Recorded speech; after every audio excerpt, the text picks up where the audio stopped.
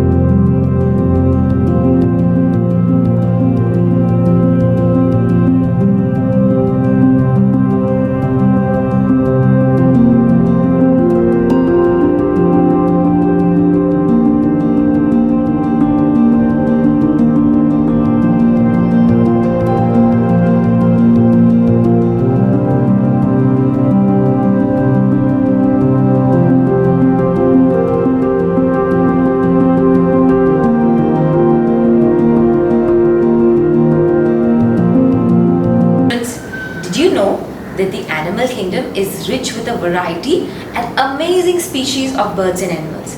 And I believe among these, birds are supposed to be the most highly intelligent creatures with amazing abilities. Some scientists believe that they are even smarter than human beings.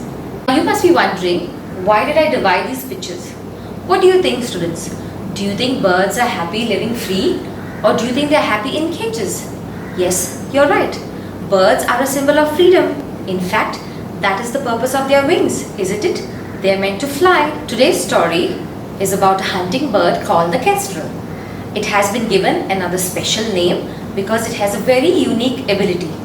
It is also called the windhover because it has the ability to hover mid-air without moving forward. Have you seen a kestrel?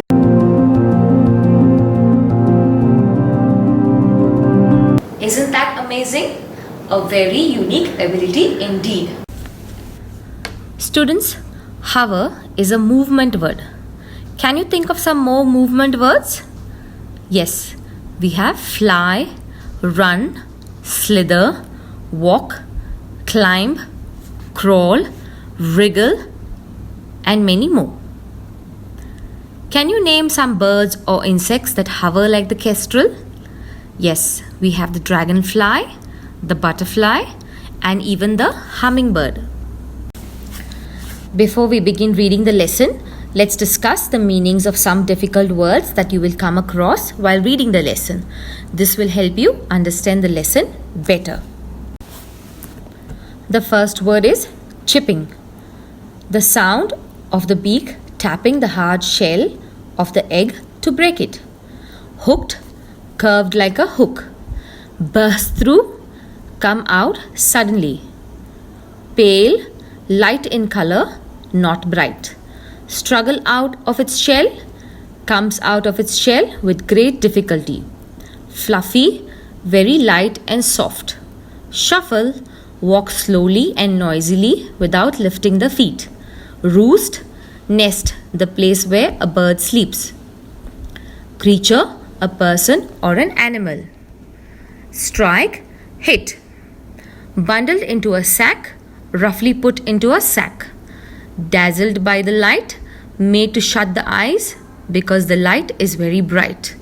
Crash into strong bars, hit against long, straight, hard pieces of wood or metal. Beat my wings, make my wings move up and down. Exclaims, speaks with sadness and shock. Hiss at me, makes an angry noise to chase me away. Now open your books to page 23 and let's read the lesson together. Safe Again, adapted from Windhover by Alan Brown. A windhover is a small hunting bird, also called a kestrel. Many times the bird just hovers. It stays in the air, flapping its wings but not moving forward. Here, a windhover tells its story. So the story is told to us by the windhover itself. Let's see what it has to tell us. When I open my eyes, the sky is the first thing I see. The wind is the first thing I feel. I hear chipping from the egg close to my own broken shell. A hooked beak bursts through. There is more chipping and I see a tiny pale head. A chick struggles out of its shell and then another. They are my brother and sister. Our mother and father bring us mice as fast as they can catch them. We eat them and grow fast, but I grow the fastest. We live in a hole in the wall of a school. We stretch our wings and flap them just like our parents do. The children in the playground are now looking up and pointing at us. They're saying, "Look at the baby windhovers. Look at their fluffy feathers." One evening after school, I hear a sound of footsteps coming towards us. We shuffle to the back of the roost. We see a dark shape over us and we screech, "Kee! Kee!"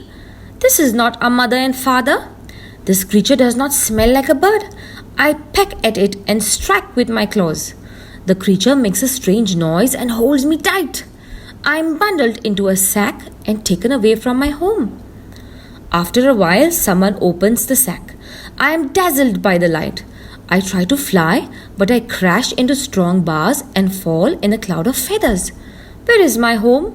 Where are my parents, my brother and sister? Where is the sky? Again and again, I throw myself against the bars and fall. Then I hear a voice say, "I want you all for myself, my friend, just for myself." When he brings me food, he does not tear it into small pieces, and so I cannot eat. I become thin and weak. The boy now covers my head, and I feel my feet being tied. I am carried where I can feel the wind in my feathers. I beat my wings and try to fly, but I cannot. "You stole our windhover," cries a girl. "Leave me alone," the boy shouts at her. "What's happened to him? He's so thin," the girl exclaims.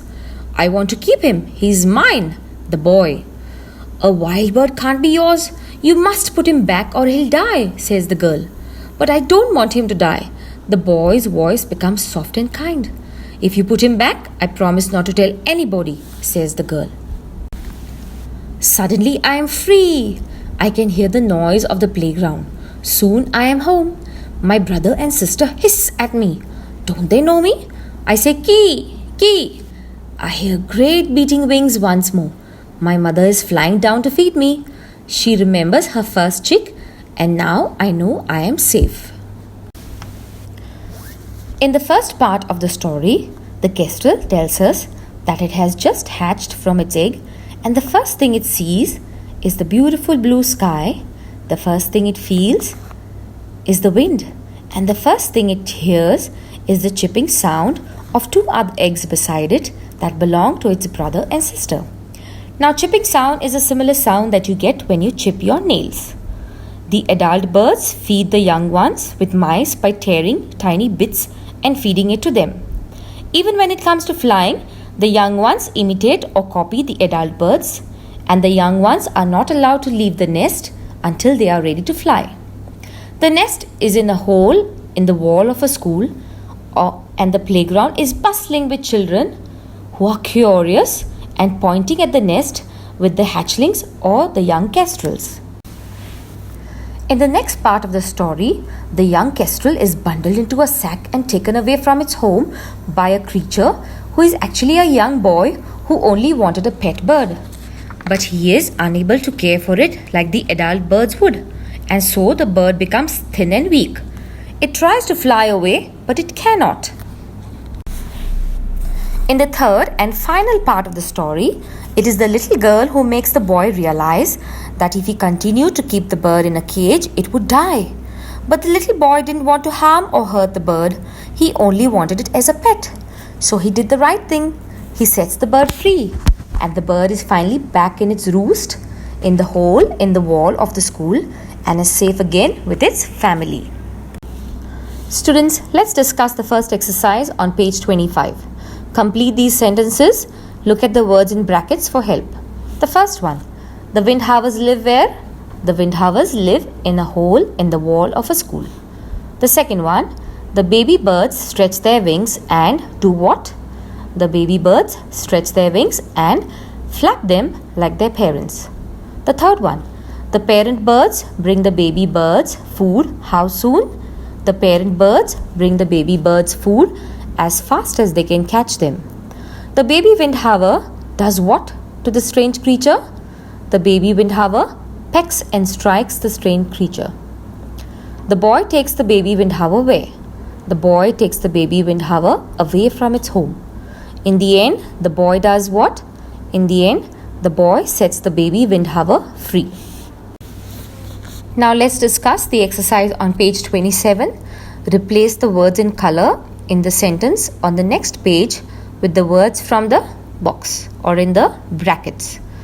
The first one. A chick comes out of its shell with difficulty.